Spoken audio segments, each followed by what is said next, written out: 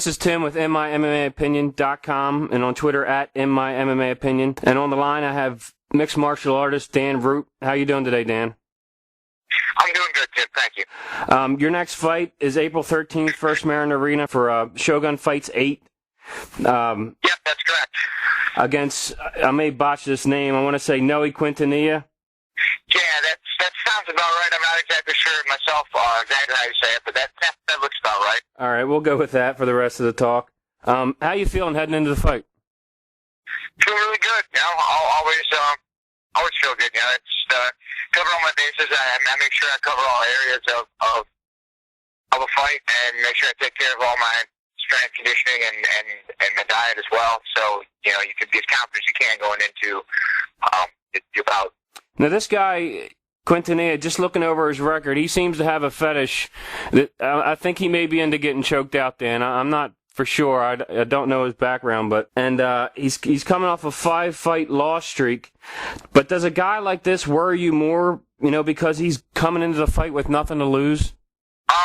You know, records kind of all can go out the window. You know, I mean, anybody can get clipped, knocked out. Anybody can get choked out. You know, all kinds of things can go out the window as soon as the bell rings and you start throwing punches at one another. So I really don't take a whole lot of stock into records and into like names and whatnot, because once it's all said and done and you're in there, it's what you do that day. You know, I'm not even a big tape study guy. I don't really like to know a whole ton about my opponents. I like to know what I can do, because really that's all I can control. I can't control what somebody else does, how hard they work, what their attitude or situation is towards fighting. I can control how hard I work and how hard I can do, and I think that by doing that gives me the best chance to win, because it allows me to you know, make myself proactive and offensive and keep my opponent always guessing what I will do next. That's been a successful game plan for me, and it's something I'll continue doing. I think you're exactly right about the record statement. You know, in your amateur career, you kind of bounce back and forth between wins and losses, and you even started out professionally, you know, 1-2.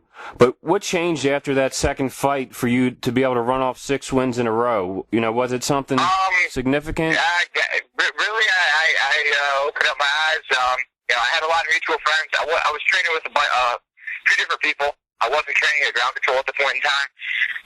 I knew John Rollo from ground control. I knew him, you know, from other people. We had a lot of mutual friends. And I really, they'd always told me to go to him and be a part of the team over at ground control. And I wasn't. But I kind of got down. Well, I got choked out at the first Shogun, and basically, you know, I kind of knew that my training wasn't like up to the par that it needed to be or where I wanted it to be. And it just wasn't. I didn't have the training partners and what I needed to make myself better. You know, I got there. You know, to be honest, 3 fights in a pro career, I'd never even done never even taken a Muay Thai class at that point until I got with John and the rest of the crew there. So, you know, it just was more focused training, and it helped me become a much more well-rounded fighter. You talk about, you know, Shogun Fights out of Baltimore, and I've been to UFC shows. I just came back from World Series of Fighting last week. You know, the production on that is really second to none. It's just every bit as good. You know, obviously UFC packs in, you know, a few more people, but the show itself is just as good, in my opinion, as far as a live show. But how have they prepared you at Shogun Fights, you know, for the next level? You fought on every card but one, I believe, and you're not fighting in front of 200 or 300 people. They're usually packing in about 5,000 people a show. Yeah, I mean, it definitely does prepare you real well for that, with it, like the atmosphere and how everything is run real professional. You know, you're told to be here at a time, and then you're doing something at that time. Last summer I fought on a show in West Virginia that was an absolute mess. I mean, I had actually a pretty tough opponent who also fought on pretty good size, you know, CFFC cards and M1 global cards. He fought on those, and it was just complete chaos and disorder. So I think, you know, we're lucky to have like John and Pietro and Jamie and the people that run Shogun, Dave Wilson, those guys too, they're able to keep everything as organized and flowing and the production value as high as it is, because a lot of other places, a lot of other shows, a lot of other like regional and mid-major kind of promotions, trust me, you're not getting that kind of treatment. It's a mess. So it definitely prepares you for what it's like, to be a pro at that level, and to be, if your goal, which I hope everyone's goal will be to pursue something higher, you'll kind of have your feet wet already and know what you're getting into. It's funny you mentioned that West Virginia card, because on a lot of sites you're actually being shorted that win.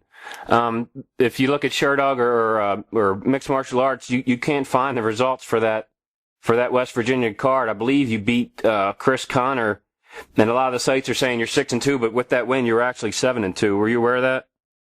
I am aware of that. I've been back and forth with the guy. I'm not sure exactly what's going on there, but without saying too much, I'll say it's being taken care of, and that win will count for me. Okay, that's good to hear. And I don't want to devolve too much there and then say, understood. Make sure they're being jerks and I'm handling it. Understood. If you do get this win over Quintanilla, your next fight, that'll be 7 in a row. Have you or your management received any calls or interest from Bellator or UFC, if that is the next step you're looking for in your career? Obviously, yes. The next step I'm looking for is just about to one of the two. I've never really hide it from anybody. My ultimate goal will be at least one UFC fight. I'll be 32 years old in a couple of days, so I'm realistic. I have high and lofty expectations and goals for myself, but I'm also realistic. Yes, 32, I'm not going to be the UFC champion. This guy, Roy McDonald's like 21. Right. You got to be smart with what you expect from yourself. That would be the ultimate goal. Do I believe that I can hang with guys at that level? Yeah, I do believe I can hang with guys at that level. I believe I can. I believe that there's. Brian Van Hoven was my last opponent at Shogun. He fought on Bellator twice, and I, submitted him. So I believe I can fight and defeat a lot of guys on the Bellator level. I've seen other guys that have fought on the Bellator level that, I've either rolled with, grappled with. Actually, about a month ago, I saw a guy that fought on Bellator that was on the undercard. Was the guy that I grappled against the last Ultimate Fighter trial I did, and I was dominating him there, and he actually won by submission. So I know I can hang with him. I know it's a matter of just getting out there and what works in my favor is that I finish fights. Even my losses, I'm going down swinging. So that's not, I don't look to take it 15 minutes and kind of bore somebody out. I'm looking to stop you and stop you as violently and quickly as possible. I've seen it. You do show up to fight. With that said, if age is a factor to you, would something like a Bellator be more of an interest, because you could run through a tournament and be their champ, in the course of a year? I don't know if I'd want to do the tournament. It would be there would be a lot on me to make weight all those times. And I don't know exactly if I would say no to it, but it would be a lot on me and whatnot. I would ideally like to start with maybe like an undercard fight or something like that on there. But if it was offered, I don't think I would say no. But I can't give a 100% answer on that right now. It's something I would just have to talk over with my coaches to see what their opinion is on it. Sometimes I don't always have the smartest decision-making skills myself. So when it goes in front of me, it's like a kid with candy, and I have to do it. Important ones like that, I like to take to my coaches and kind of discuss it. Come up with a game plan as how to attack it. But then there's other times where hey, UFC may call you and say, hey, there's an opening at this spot. And, you don't turn them down. You just start running, make your weight, and show up and fight. Sometimes you can't turn down an opportunity like that. But if it's known in advance, I like to, take things to my coaches and figure out the best course of action for the best solution. Exactly, and that's an interesting point, that you don't hear a lot of fighters speak about. I wonder if anybody has veered away from Bellator because of that tournament format, that it is so grueling in such a short amount of time. I just wonder what guys think of that. I mean, hey, look, if you have a stable financial life outside of it, and you're able to do it, and not have to work all the time and do all the things that are necessary to do it, I mean, go ahead, by all means, go and do that. But if you're trying to work and you're trying to take care of other things in your private, personal life and whatnot, it would be quite a bit on you. I don't know how the money and all the situation works there, how the payouts, all that stuff come. That again will be something I'd have to take into account, something I'd have to consider. I don't want to bankrupt myself. Exactly. Doing, just playing it smart.